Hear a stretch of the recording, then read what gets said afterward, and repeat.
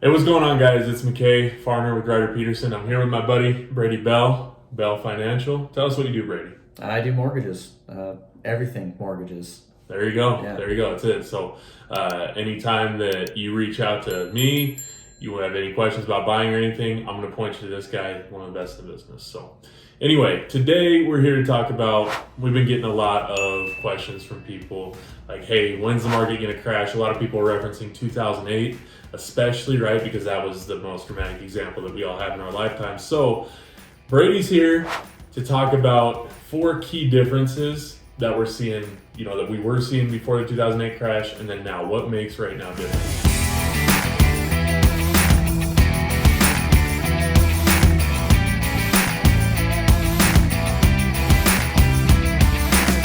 The undersupply of houses today versus an oversupply of houses in 2006 to 2007. So leading up to the housing bubble prior to 2008, they were building about 50% more homes than they needed every year. So that resulted in a very major oversupply of housing prior to that crash. Alternatively, over the last about 10 years since that crash, we've been underbuilding by about 50%, which in reality has left us with a little over 5 million homes short across the U.S. housing market. So that's had a very major effect on the supply of what's actually available. Yeah, and anybody who's in the market right now, one of the first things I hear is, hey, how's inventory? Is it still low? So people are pretty aware of this being low, but yeah, you don't want to have that oversupply, and that's what helped contribute to that '08 crash. So, all right, man, well, second thing, let's get into it. Yep, yeah, so millennials, right? So 2008, 2007, 2006 area, all the millennials were pretty young, right? They were too young to actually buy, so a lot of them weren't.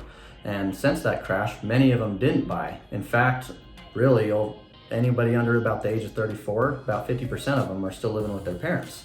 So they're still not buying. Now they're getting to that age of where they actually are buying. So there are more buyers in the market just because they haven't been buying for the last 10 years and they're finally getting to that age. Yeah, exactly. I mean, we hear economics, basic economics, right? Supply and demand. So back then there was an oversupply, under demand. Now we're seeing the exact opposite. So there you go, number 2. Number 3.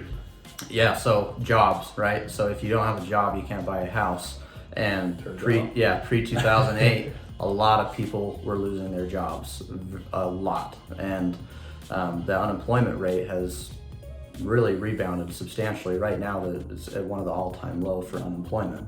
And that's really contributed to people being able to buy houses now. In 2008, it took anywhere from 3 to 5 years to bounce back that employment bubble. But right now, COVID, that recession we just went through with COVID, it's 12 months and everybody's back to work. Yeah. So yeah. That really stimulated the economy and much more people are buying now. I mean, simple.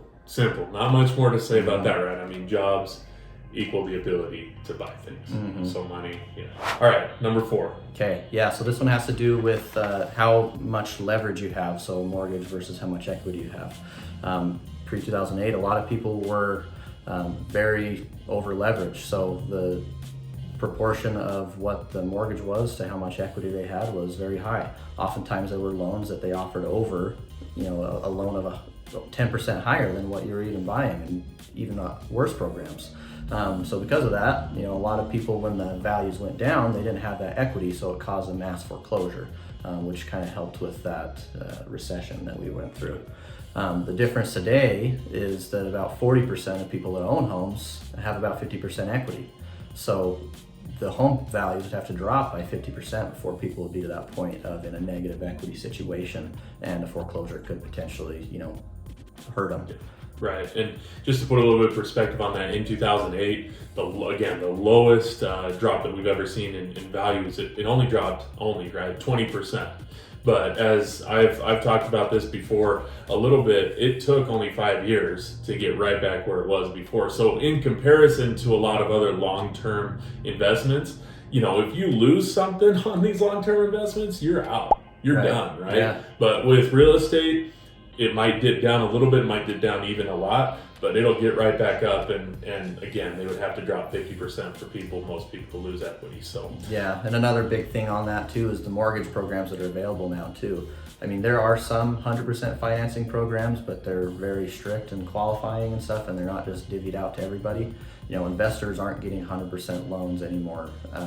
People aren't owning 100 houses with the income and the workup. Everything is so much more strict than it was then. It's just way more stable. Yeah. So kind of the rules to be able to get in and get a loan have become a lot more strict since then, as he said. And so more kind of gatekeepers, I guess, to put it a different way there. But so anyway, there you go. There's some differences between now, 2008. If you have any other questions, you need their help, mortgages, loans, refinancing, whatever questions, Brady's always happy to help. I've never had him reject any kind of calls for questions, even if you just want to talk mortgages, want to talk whatever financing. He's or on what the ball. The market's doing, what the market's rates, doing, anything. He's way into it. And if you have any questions, let us know, and we'll see you next time.